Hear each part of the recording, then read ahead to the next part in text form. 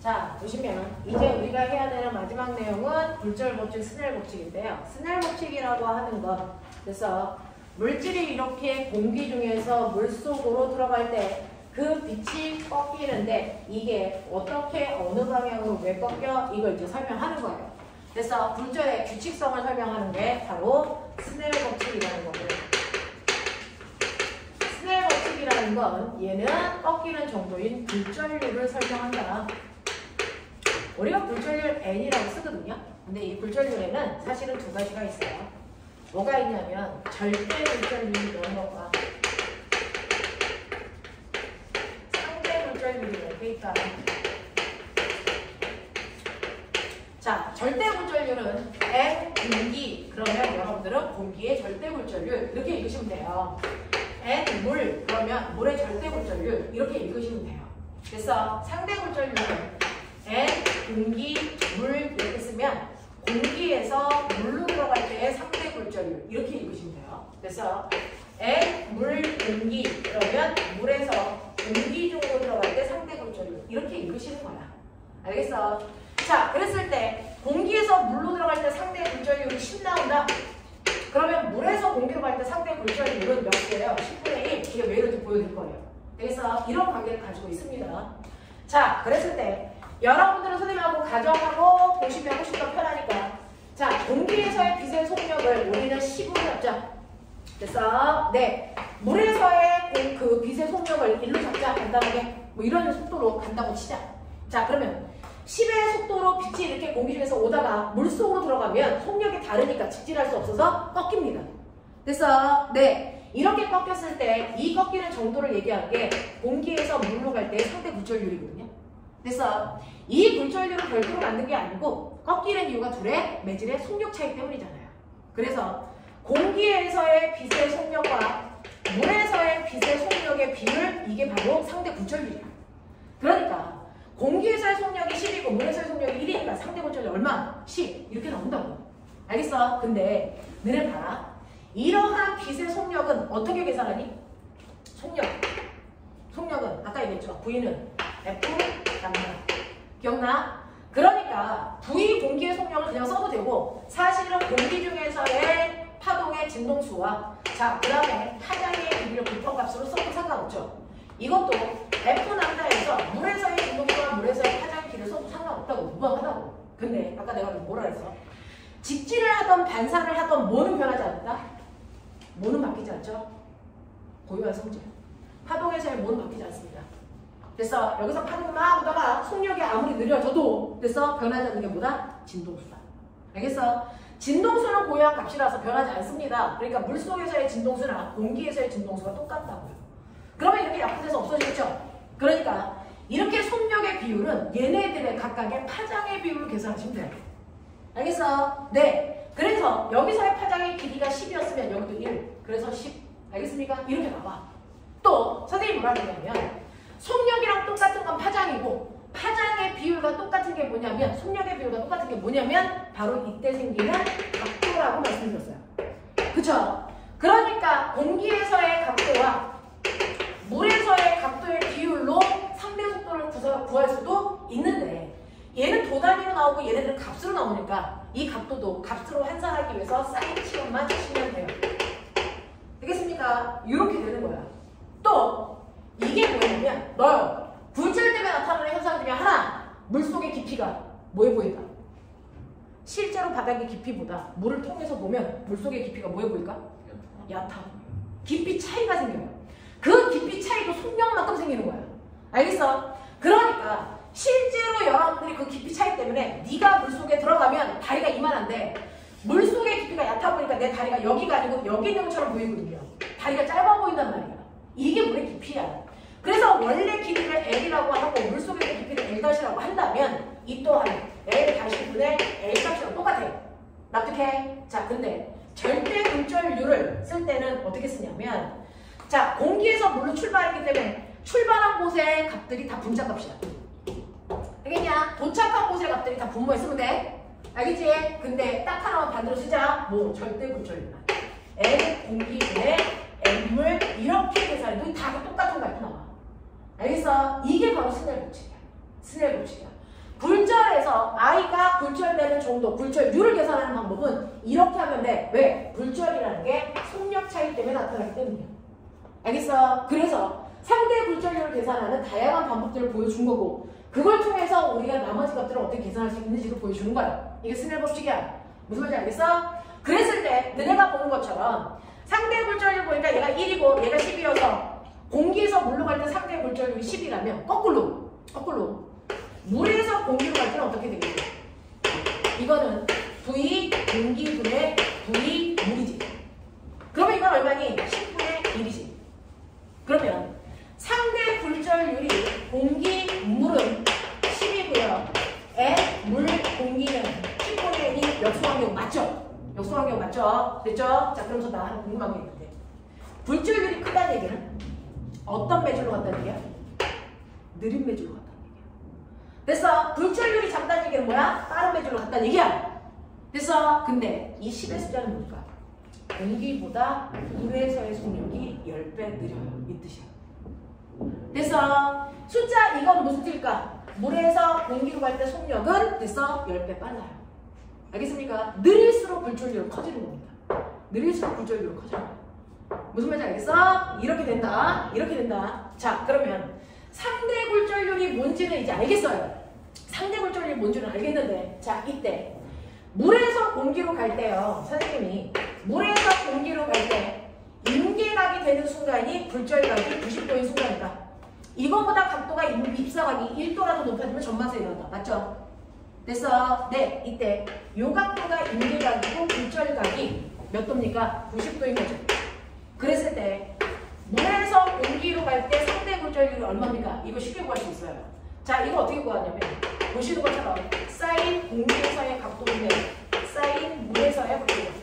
맞습니까? 납득합니까? 자, 이때 공기에서의 각도가 몇 도입니까? 90도.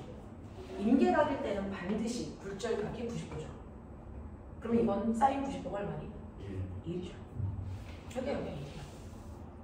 그러니까 사인 임계각의 값이 굴절률. 알겠습니까? 이렇게 돼요. 이렇게 돼요. 그래서 얘가 만약에 상대 굴절률이 3분의 1 나왔다. 아니 2분의 1 나왔다. 그러면 얘는 몇 도? 30도보다 각도를 조금이라도 높이면 그때부터 전반 가요. 이런 뜻이야. 알겠습니까? 이런 걸 얘기한다 라고 하는 걸 여러분들이 알고 계시면 되겠고요. 그 다음에 절대굴절률은 뭡니까? 라고 하는 절대굴절률 N 공기, N 물 이렇게 쓰면 돼요. 선생님 굴절은 다른 매줄로 들어갈 때 꺾이는 거잖아요. 그러면 N 공기는 어디에서 어디로 갈 때 꺾이는 걸 얘기하는 거예요. 자, 절대굴절률은 무조건 진공에서 공기로 쏠 진공에서 물로 쏠 얘기예요. 되겠어? 네, 이거기 때문에 진공보다 공기에서의 속력이 몇 배 느려? 라고 하는 거거든요. 이게 10이라면. 그래서 얘는 진공에서보다 공기에서의 속력이 10배 느려. 이 뜻이야. 그래서 얘는 100이라면 진공일 때보다 물에서의 속력이 100배 느려. 이 뜻이야. 그러니까 사실은 얘는 N 진공 물 이렇게 써서야 되는 거예요. 근데 그 진공을 다 빼고 이게 물의 절대굴절률이야. 이렇게 표현하는 거야. 되겠어? 그러면 이걸 구할 때 됐어? 선생님이 이거 거꾸로 쓰라고 했어요. 왜냐? 다른 애들은 다 출발한 지점을 분자에 쓰는데 절대굴절률만 공기의 위치가 거꾸로 와있죠. 물의 위치가 거꾸로 와있죠. 이렇게 돼야 이걸 계산하면 이 모습으로 돌아갑니다. 해보시면 N 공기는 진공에서 공기로 갔기 때문에 얘는 V 공기분의 V 진공, 얘는 V 물분의 V 진공으로 표현하는 거죠. 사실은. 그렇죠? 그랬을 때 이렇게 날아가니까 이 모습이 V 물분의 V 공기라고 하는 원래 모습으로 돌아가요. 그래서 절대굴절률만 거꾸로 써라. 알겠습니까? 그래서 요만큼을 우리는 스넬 법칙이라고 한다. 요만큼. 알겠습니까? 네, 그래서 굴절이 일어나는 모든 상황은 이 굴절률로 설명할 수 있다. 알겠니? 그러면서 내가 하나만 물어볼게. 중학교 때요, 어떤 그림이 있냐면 이렇게 물속에 됐어. 컵에다 물 따라 놓고요. 투명한 물 따라 놓고 여기다가 이렇게 빨대를 꼽을게요. 이 빨대가 어떻게 보일까요? 그렇죠. 꺾여 보이죠. 자, 꺾여 보여. 어느 방향으로 꺾여 보일까? 1번, 2번 어느 방향으로 꺾여 보여요?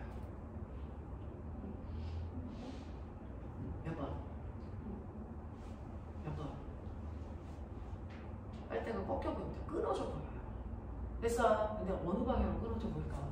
원래 빨대보다 아래로 내려가 보일까? 아니면 원래 빨대보다 위로 올라가 보일까? 2번. 빛의 경로가요. 이렇게 해서 이렇게 되죠. 어느 빨대로 보여요, 정상이? 야, 끊겨 보이는 건 아는데 어떻게 끊겨 보이는지 모르는 건 그건 좀 문제가 있지 않니? 어디? 1번, 2번. 이거 다 2번. 빨대가 묻어. 왜 그럴까요? 왜 그럴까요? 물속에서 바닥이 모해 보니까 더 높이 떠 보이니까. 그래서 요 위치에 요 빨대가 어디에요? 자기보다 떠 있어서 여기에서 나타나야죠. 됐죠? 요 빨대의 위치가 자기보다 떠 보여서 여기에서 나타나야죠. 맞냐? 이 빨대가 자기보다 떠 보여서 여기서 나타나겠죠? 그래서 빨대가 위쪽에 이렇게 상이 맺혀 보여요. 알겠냐? 빛은 이렇게 가져요. 무슨 말인지 알겠냐? 네, 그래서 겉보기 깊이에 의해서 빨대가 위로 올라옵니다.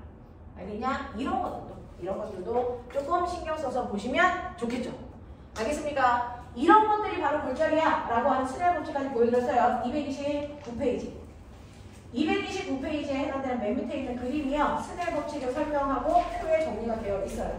보시면 되죠?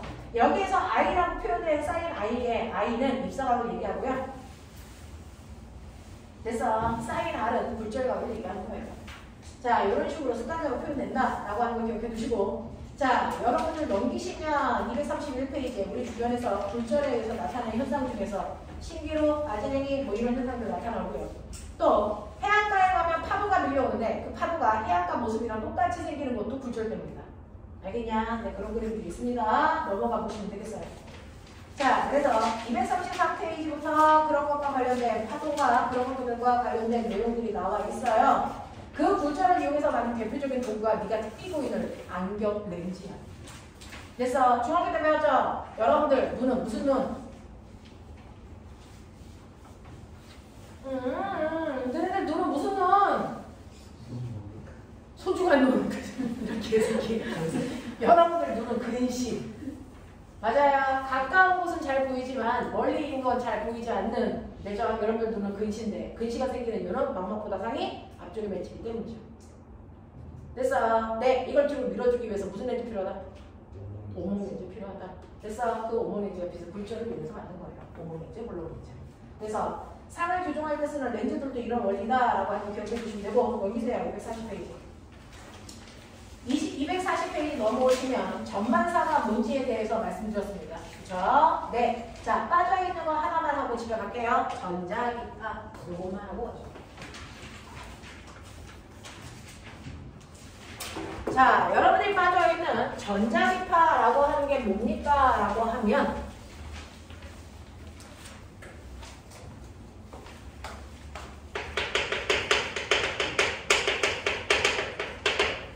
실제로요. 전자기파를 방출하고 있는 건 뭐냐면 많은 물질들이 전자기파를 방출하고 있는데 가장 대표적인 게 별입니다. 됐어. 여기서도 전자기파가 나가고 있고요. 여기서도 나가고 있는데 가장 많은 전자기파를 다량으로 내보내고 있는 게 바로 별입니다. 그 별 중에서 우리랑 제일 가까이 있는 별의 이름이 있죠. 뭐? 태양인 거죠.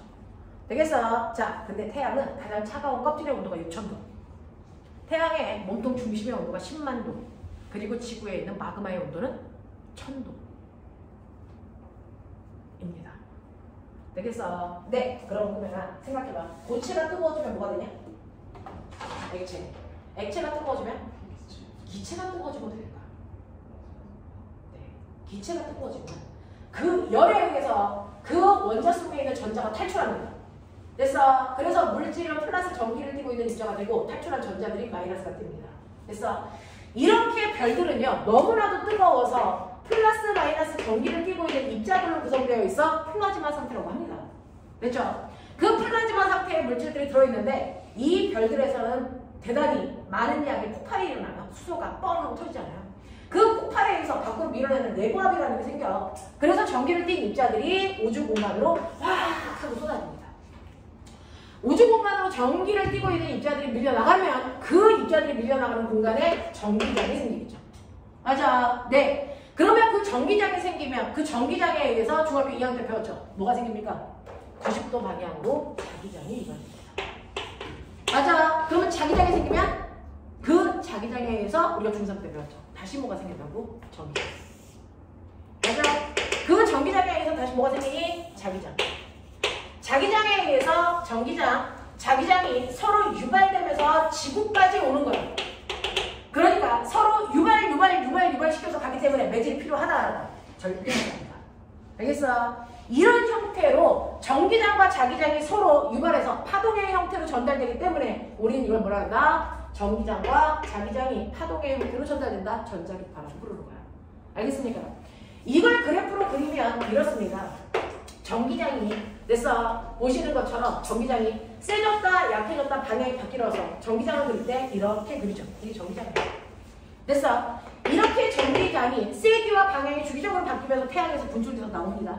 자, 그러면 이것과 90도가 되는 방향으로 자기장이 이렇게 형성돼요. 이렇게 생긴 자기장. 알겠어? 그래서 전기장과 자기장은 90도의 이상의 방향을 가지면서 생겨.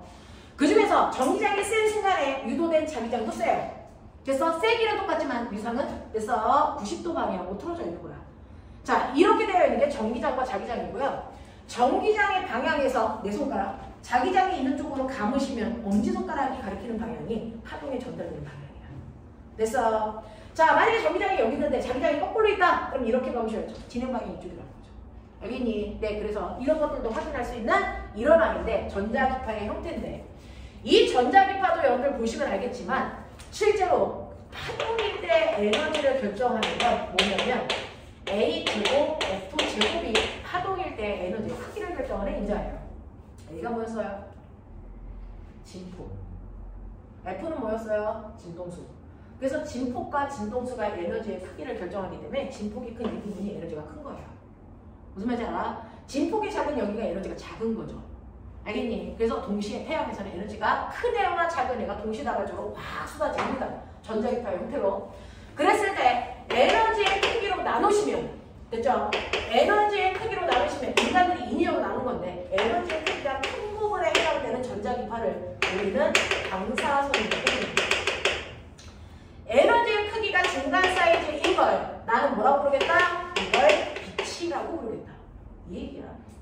에너지의 사이즈가 지금 작은 부분을 나는 전파라고 부를래? 이렇게 한단 말이야. 알겠냐? 자, 그랬을 때 이렇게 에너지가 큰 방사선에 해당되는 아이가 누가 있냐면 핵이 빵 하고 터질 때 나오는 거 뭐냐? 감마선. 됐어. 그리고 여러분들 뼈 부러졌을 때 찍는 거 뭐? 엑스레이라고 하는 게 있어요. 이걸 합해 방사선이라고 부르는 거죠. 그 중에서도 에너지가 더 큰 감마선은요. 에너지가 크다는 얘기는 뭘까요? 진폭도 크고 진동수도 크다는 얘기예요. 엄청나게 빠른 속도로 진동하면서 진폭도 커. 됐어. 근데 그러한 방사선이라고 하는 게 핵이 터질 때 내 몸속으로 확 들어오거든요. 그럼 내가 피해가 없으려면 내 몸에 있는 모든 세포가 걔와 똑같은 진폭과 진동수를 가지면서 진동해주면 그냥 죽어가. 나는 전혀 피해가 없어. 알겠어? 근데 내 몸에 있는 세포가 그렇게 움직일 수 있는 여력이 없죠. 얘가 훅 하고 올라갈 때 그 속도로 못 따라가니까 세포가 찢어져 버리는 거야. 터져버린다. 그래서 죽는 거야. 알겠습니까? 이렇게 되는 거야.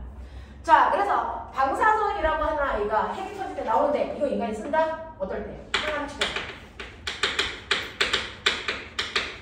암 치료할 때 방사선 치료라는 걸 하거든요. 그래서 병 걸린 세포한테 저 감마선을 쏘면 그 병 걸린 세포가 터져 죽어요. 알겠습니까? 이렇게 하는 겁니다. 그 다음에 X선을 우리가 뼈 사진 찍을 때 말고요. 언제도 쓰냐면 공항에서 여러분 수화물을 검사할 때 일일이 열 수 없잖아요. 엑스레이 촬영해서 쭉 지나가는 겁니다. 됐어? 그러면 거기에 어떤 물질이 있는지가 다 보입니다. 되겠니? 이렇게 할 때 쓰는 거고요. 그 다음에 빛이라고 하는 아이가 있어요. 빛 중에서 우리가 눈으로 볼 수 있는 빛, 눈에 물질을 보이게끔 해주는 빛 뭐라고 합니까? 가시광선. 가시광선을 분산시키면 내 눈에는 이 가시광선이 7개의 색깔로 보입니다. 뭐? 딸주, 노초, 탄암, 보. 그래서 인간은요. 이 많은 태양에서부터 오는 광선 중에 딱 요만큼의 사이즈의 빛만 눈으로 볼 수 있어. 그러니까 나머지는 눈으로 하나도 안 보입니다. 알겠어? 그 중에서 에너지가 그나마 가시광선 중에서 큰 애가 보라색이에요. 근데 그 보라색보다 에너지가 더 크면 그때부터 못 본다는 거예요. 그래서 감마선이나 X는 안 보입니다. 알겠니? 그러면 보라색보다도 밖에 있지만 눈에 안 보이는 빛이 있겠죠? 뭡니까? 보라색 자자 바깥 외자 써서 보라색 바깥에 있는 광선. 이거 뭐라 그럴까? 붉은 적자, 각각 외자, 적외선 이렇게 합니다. 그래서 이 세 개를 합쳐서 우리가 빛이라고 부릅니다. 알겠어? 그 중에서 자외선은 인간들이요 공기 중에 있는 세균을 죽이는 세균 작용을 할 때 쓰죠. 하지만 너무 많이 들어오면 이건 살균 작용이고 살인도 합니다. 지구에서는 다행히도 자외선을 차단해주는 막이 있죠. 뭐? 오존층. 그것 때문에 지구에 생명체가 살 수 있는 거예요. 알겠냐? 가시광선한 물체를 볼 때 쓰는 거고요. 적외선은요 햇빛 쨍쨍 내리쬐는 곳은 아 뜨거워라고 하죠. 얘는 열작용입니다. 그래서 자, 그 다음에 전파요 라고 하는 것 중에 여러분들 전자레인지에서 막 나오고 있는 거 뭡니까? 전자레인지에서 쓰는 게 마이크로웨이브. 알겠습니까? 요거고요. 그 다음에 요거보다는 파장이 조금 작은 게 바로 핸드폰 주파수를 쓰는 거. 그래서 셀폰, 그 다음에 TV 사용할 때 쓰는 거, 라디오에서 쓰는 거, 이런 것들이 통신할 때 쓰기 때문에 전파라고 불러요. 자, 이때요. 에너지가 크면요, 진동수가 커요. 이렇게 에너지가 큰 파동은요, 어떤 줄 알아요? 어떤 방해물을 만나면 피하지 않아요. 자기가 가진 게 많으니까. 그냥 뚫고 가요. 알겠어? 에너지가 큰 아이들은 투과율이 좋습니다. 투과율이 좋아요. 그러니까 감마선, 투과율 장난 아니죠. 그래서 여기는 이 벽을 다 뚫고 들어옵니다. 그러니까 핵이 터졌을 때 건물 속에 있으면 안전할 거라는 생각을 하지도 마세요. 여러분들의 모든 건물을 다 뚫습니다. 그걸 뚫지 못하는 방공호가 되려면 적어도 조건이 있어요. 시멘트의 두께가 1m짜리 두께여야 돼요. 그래야 감마선이 못 들어옵니다. 1m부터. 알겠어? 그런 두께가 아닌 곳에 건물은 들어가봤자 소용없습니다. 그냥 맨살에 있는 거랑 똑같아요. 알겠냐? 이런 것들이요. 투과율이 좋습니다. 대신에 이렇게 에너지가 적은 애들은 가서 방해물을 만나면 얘를 투과 안 합니다. 뭐합니까? 피해서 이렇게 옵니다. 이게 회전입니다. 그래서 어떤 물질들을 만나면 에너지가 작은 광선일수록 투과하지 않고 피해서 가려는 성질을 가지고 있어요. 그러면 피해서 갔다가 다른 물질이랑 부딪혀서 발사돼서 이렇게 와도 또 피하겠죠. 그럼 내가 이걸 봐요. 내 눈에 보이는 건 이 물질이 보이죠? 얘 보여 안 보여? 안 보여요. 그게 뭡니까? 이 공기 중에 있는 코로나가 안 보이는 이유죠. 그래서 작은 미세한 물질들이 보이지 않는 이유가요. 빛이 걔한테서 반사되지 않고 뭐합니까? 걔를 회전해서 도망다니기 때문이야. 그래서 그 아이들이 있어도 내 눈에 보이지 않습니다. 이 회전 때문이야.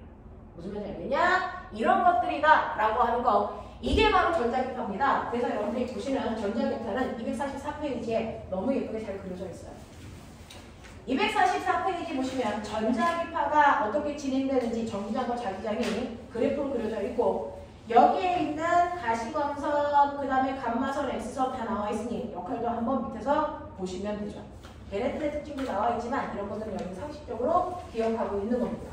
자, 내가 리모컨을 빵 하고 쏘면 저 새끼 꺼지겠죠? 내 리모컨에서 뭐 나갈까요?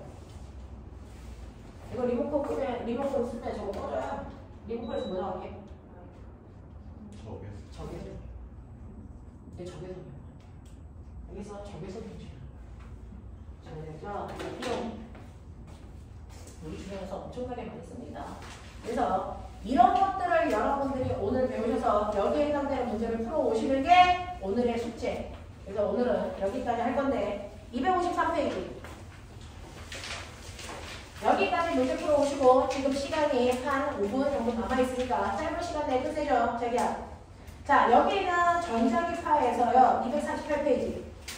244, 248, 249. 그래서 요것만 하고 가죠. 되겠냐? 네, 보세요. 나머지 문제는 숙제.